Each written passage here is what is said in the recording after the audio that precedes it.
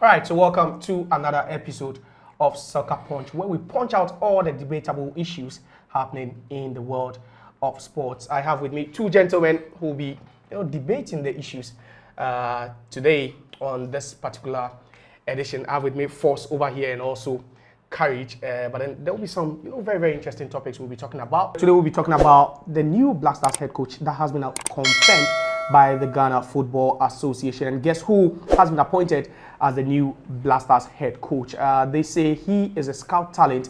He actually doesn't have the requisite credentials to coach the Black Stars. That's what most Ghanaians have been saying through the grapevine. But then the GFA are saying that they have come to an agreement with Borussia Dortmund to sign Otto Addo, the former Black Stars coach, has been appointed as the new Black Stars coach. But then the topic is that, do you think after all he did with the Black Stars some 2 years ago, leading the team to the World Cup, but then failing to qualify from the group stages to the knockout phase, and then also subsequently leaving that job for someone else to take, do you think Otto Addo is just a perfect man for this Black Stars job? But then I have my gentlemen here with me, and we'll be dissecting and also debating as we punch each other on this particular issue. Gentlemen, welcome.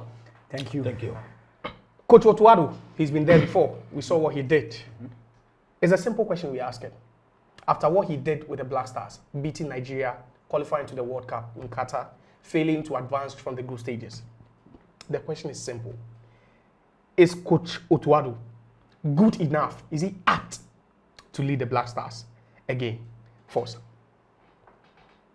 Well, first and foremost, I'm going to say that I have been a fan of Otto Addo since he was a player in the Black Stars, and when he became a coach, as a coach, he's attained the highest qualification, the highest certification when it comes to football, the UEFA Pro license. And as a coach, for you to be regarded in the arena, to be likened to maybe Jose Mourinho, Pep Guardiola, you can be as good as you are. But if you haven't attained the highest, the greatest qualification as a coach, then you don't have the capacity to be a national team coach. So I would say that yes, he's got the credentials, he's got the capacity. He's a Ghanaian. He's the local content that we've been crying for, we've been yearning for.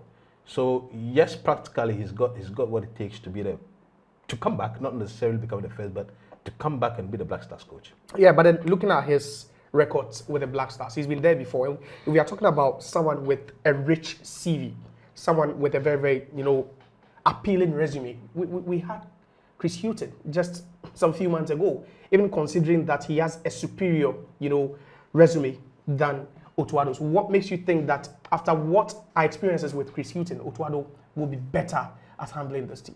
You see, when it comes to coaching, you don't necessarily have to be so much experience. I get to the point because you work with players who have in the first place must understand what your concepts are, what your philosophies are, what your identity as a footballing coach is. I get to the point. So at the end of the day, I am not really going to sit here and say that Otto Addo is not a good coach.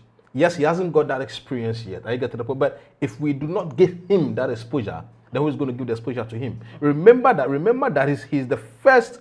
He's the second Ghanaian coach to qualify the Black Stars to the World Cup. I get to the point. But then what was the end result? Yeah, the end result is that we did not qualify from the group stages. But I don't see that as a failure. I get to, because we even prior to him coming, we were in shambles.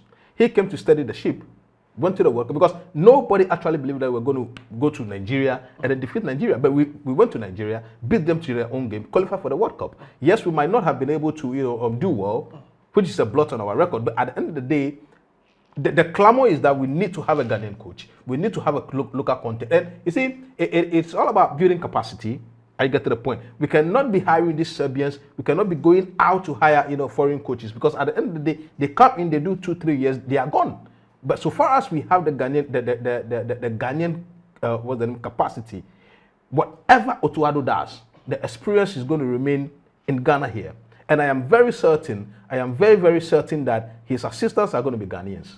I get to the point. So that is more of a chain of command. Does that change anything? Does having his assistants being Ghanaian? We've seen the likes of Kwesi Appiah, Siki Akono all take charge of the Black Stars. They've worked with Ghanaians, at the helm, but then nothing has changed. So what makes you so sure that Otto Addo working with Ghanaians,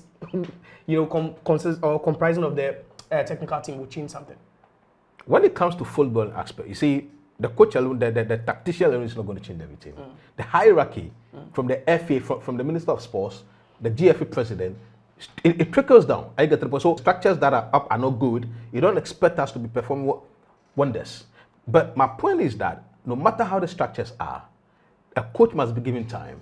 A coach must be given the resources. A coach must be given the space. A coach must be given whatever that he desires to build a team. And you see, what we fail to recognize is that this is a national team setup. Otto Addo is not going to be with the players on a weekly basis.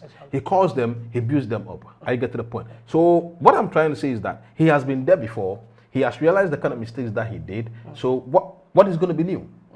I get to the point. So at the end of the day, until given the opportunity, nobody's going to know what he has gone to learn. All right, so let me come to you, Courage. Do you think after what he's done, his experiences, being a talent coach and all that, he's good enough to handle this Black Stars? First of all, I think the Black Stars does not need an experimental coach. The Black Stars need a coach who is capable, who is credible, has the credibility, has history, character, and pedigree. You see, let's start from where he left the job at the first place after Qatar the World Cup in Qatar. Yeah. On what basis did he leave? He left because, first of all, he doesn't even believe in himself. Coach Otto Addo left Black Stars. He doesn't believe, he doesn't have the self-belief. Yes. Coach Otto Addo left Black Stars because he knew very well he was not going to succeed with the Black Stars. So he was thinking of his job in Borussia Dortmund. So he brought out a contract that if I should continue as the Black Stars head coach, then you should give me a long-term contract, a long-term project. Who does that? If you know you are capable of doing it, why should you be requesting for a long-term contract? He needs, to express what he wants, the terms that he wants in the contract. See, if you are that good, accept, even if it's 6 months contract, accept it, do well, and then get an extension. But if you are going to do try error, then I think coaches like Samuel Boydu and Dr. Ogun, all these coaches also need equal measures. But these coaches have never qualified the team to the World Cup. Coach Otto Addo, on the other hand, they've done it at club level. They've won leagues and qualified to club World Cups, which you can put it as the CAF Champions League and CAF yes. Confederations Cup. Yes, CAF competitions. They are almost, I'm not saying they are equal, but that's also their World Cup. Yeah. And then they've done well. So if, first of all, Coach Otto Addo doesn't have any credential, he has no history. But this is a coach, he's worked with Michael Essien at North Zealand. He's been with Borussia Dortmund. He's worked with them for close to 10 years. As a coach? Yeah, as a coach. He's been a talent coach, developmental coach. Otto Addo started his career, his coaching career, with Hamburger SV. Yeah. As under-19 coach. You get that? Yeah. Under-19 coach. Yeah, so it means he knows how to build talent, right? Black Stars is not under-19. And then he went to North Zealand. North Zealand, the culture of North Zealand is just like that in Ghana. They pick almost 90% of their talents from Africa, Ghana especially, right to dream, and then send them there. So coaching North Zealand is also like you're coaching an academy team. Then from North Zealand, he moved to Dortmund as talent coach. Yeah. Talent coach. That's one of the least ranked badges in coach. Talent coach, you are nowhere. He doesn't sit on the technical bench during match days. Have you seen Otto Addo on Dortmund? But that aside, based on what he did with the Black Stars in his first stint, those 2 games he played against Nigeria, that doubleheader, would stand out as the highlight of his tenure as a Black Stars head coach. Don't you think those 2 games he played or managed, gives him the impetus to come back and do even better? You know what? First of all, Otto Addo never won a game against Nigeria. He played but he 2 qualified, games. the most important thing. So assuming it was vice versa, they played the first game in Nigeria and then the follow-up in Ghana, what would have happened? We qualified on goal aggregate, away goal rule advantage. We never beat Nigeria here, we never beat them there. So if it was vice versa, he was coming home and Nigeria was qualifying. Okay, so he got the chance to 2 goals. And then their away team comes to equalize 2-2 before eventually Ghana getting the winning goal at the end. We considered as much as 5 goals in 2 matches against teams like Uruguay, French of Black Stars as the head coach of the senior national team. First, let me bring you in quickly. He's saying Coach Otto Addo hasn't really proven to Ghanaians that he's the best man for this job. He's coached, he's a talent coach. He's worked at North Jarland with Michael Essien, whom also we heard, through some speculations that he could join the technical team. Not confirmed though. But then Coach Otto Addo, you look at what he did in that Nigeria game, went to the World Cup. He has a fine squad. It looks like he's a disciplinarian. The players love to play for him and all that. You think his second coming could just do the magic for the Black Stars? For the sake of argument, it's funny though, but I totally disagree with my co-pundit. When you say somebody's an experimental, what's the meaning? I certainly I don't. Maybe he needs to explain. For the sake of argument, okay. I just want to say that he really did not understand the context in which he's making the argument, because somebody who has gotten a UEFA Pro license. Yeah. License is acquirable. It's just like someone getting a university degree. Please. For you, even if you want to justify the fact that you get a university degree, you must have undergone tuition, right? You must have. That's different from translating it from the book knowledge to field events. You said he's a talent coach, right? That's what you did say. Yes. With a UEFA Pro license, you are qualified to sit on every single bench in world football. But there are equally local-based coaches here who have same qualification. Mention one. Ibrahim Tanko, yes. Another one. Another one is Masoud Didi Dramani. Masoud Didi Dramani does not have a UEFA Pro license. Wow. Masoud Didi Dramani does not have. But let's put the credentials aside. We saw a coach like Chris Hughton. Yes. Rich CV. Coach Brighton and Hove Albion. Thank you. Newcastle. Thank you. Tottenham Hotspur. Thank you. He's coached some of the top teams in England. As the resume, what we should be looking at? We shouldn't be looking at the CV, or we should be looking at what the man can actually do practically. It's inevitable. I mean, whatever job that you're going to be given, probably your CV is going to be looked at. I get to the point. But you see, the CV is just going to do that much, getting you through the door. But what you are going to do, as in terms of the work you are going to put in, is what is going to, speak for you. The mandate given to him was to qualify for the World Cup. I get to the point. It's as simple as that. So the question is that, did he deliver? Yes or no? Based on the mandate. But at the World Cup, was he not mandated to lead the team beyond the group stages? No. Contractually, he was mandated. He was tasked to go and do well. Please, do well. What is the test? Which is subjective? Please. Yes, which is subjective? So but finally, objectively, please. Objectively, you can never say that. You can never say that doing well is winning the World Cup. I get the point. At least advancing from the group at the end of the day, you should have stipulated. because. So you believe it was a success for you from where you were standing? Yes, Ghana. You think it was a success for from the group just qualifying, beating Nigeria? Of course, qualifying because prior to 2022, we had missed Russia, right? So we had missed Russia. Relatively, he has done well, because we went to the World Cup knowing very well that we were in jeopardy. I get to the point, because so you believe Coach Otto Addo would be a perfect person, the perfection that we can justify or that we can argue after he has come. I get to the point. But for now, what I'm trying to say is that, has he got a mettle? Has he got a capacity? Has he got a wherewithal to be the Black Stars coach? You believe yes? Qualification-wise, yes. Experience-wise, yes. History-wise, yes. Because he's been there. He's been at the hot seat. I get to the point. He's been there. And he couldn't even win half of the games he managed as practically, a coach. Yes. Yeah. Practically, yes. So what makes you think that giving him the team again could change everything? Of course, you know what happens over there.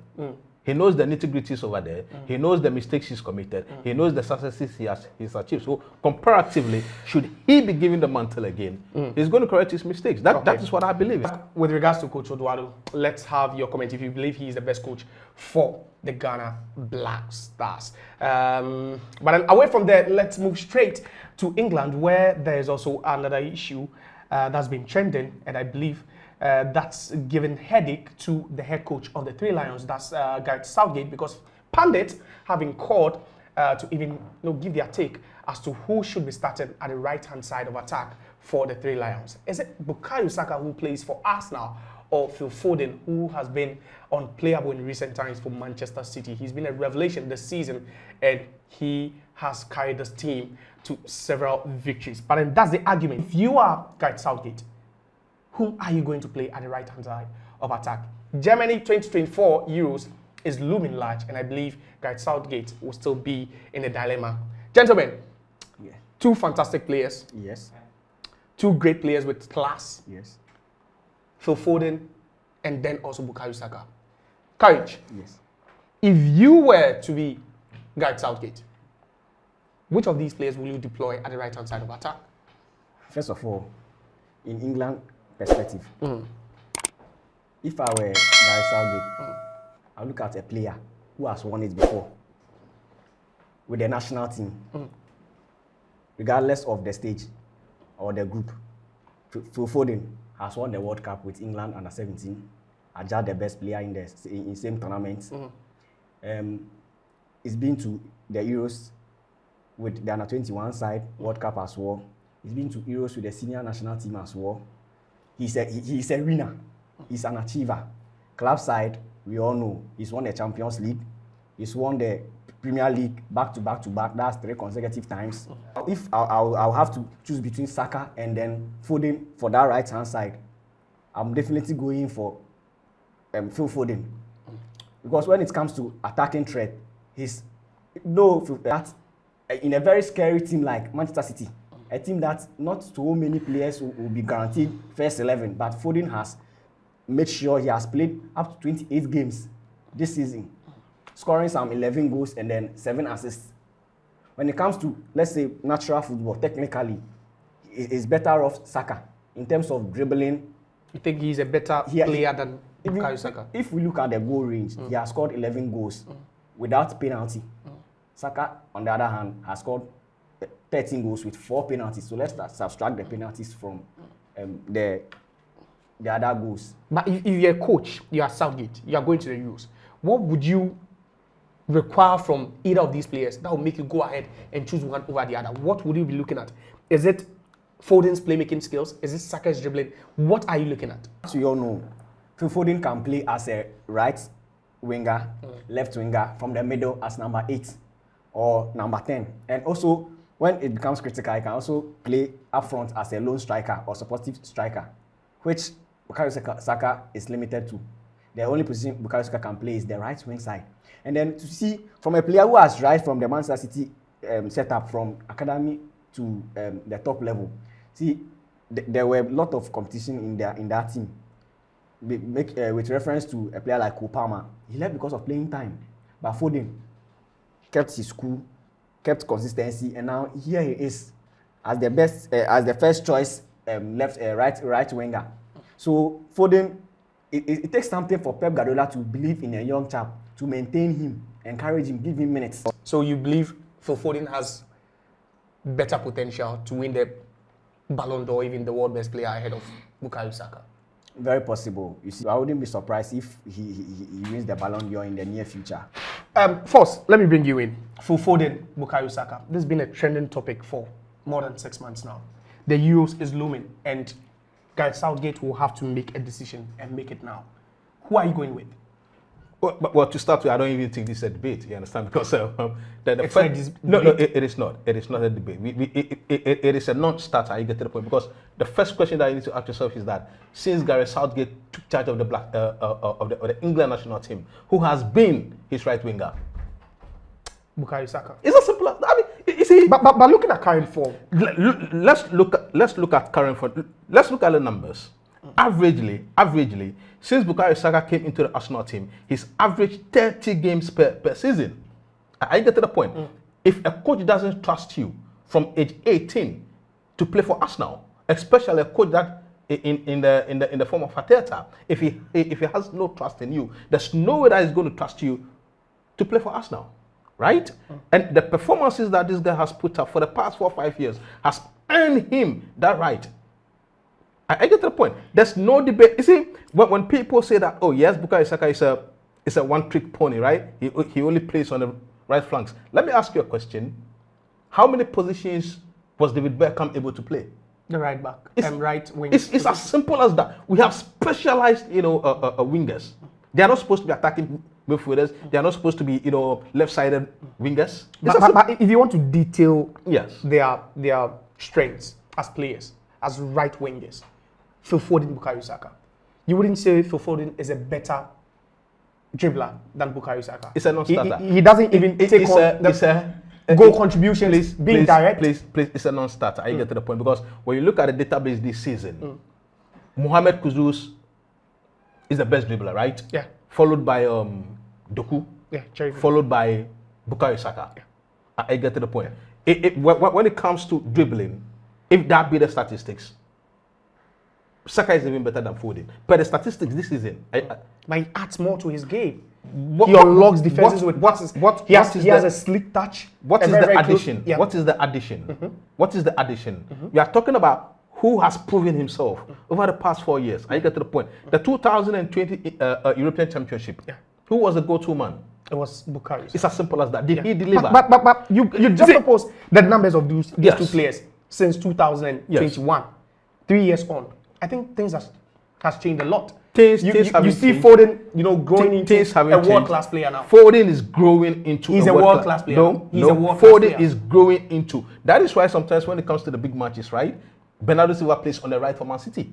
But now things have changed. No, still, even currently, yeah, most recent game, he played as a right winger.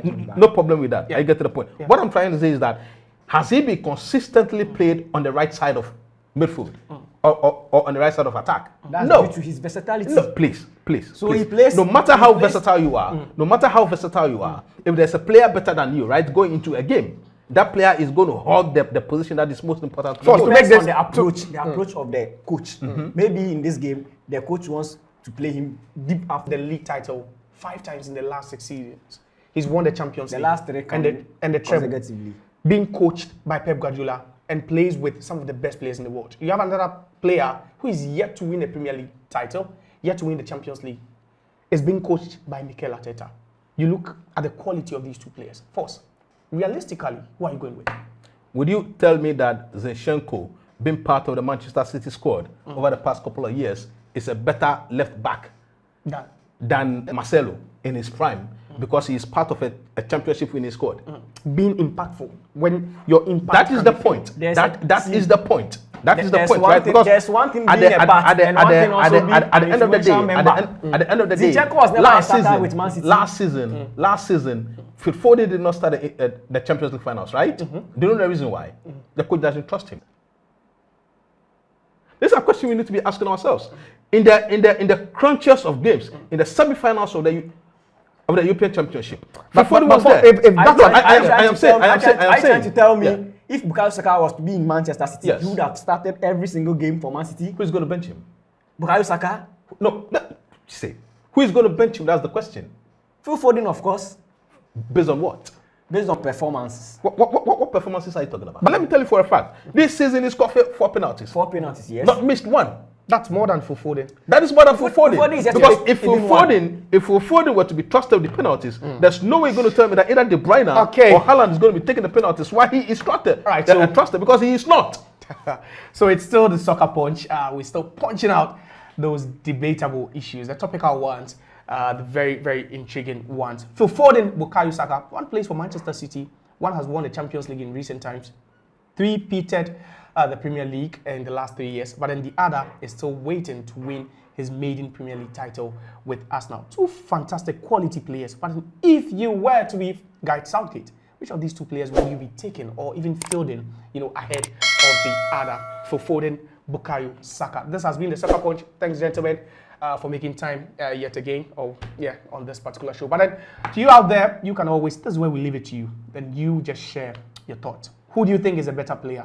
So Foden or Bukayo Saka? Bye for now.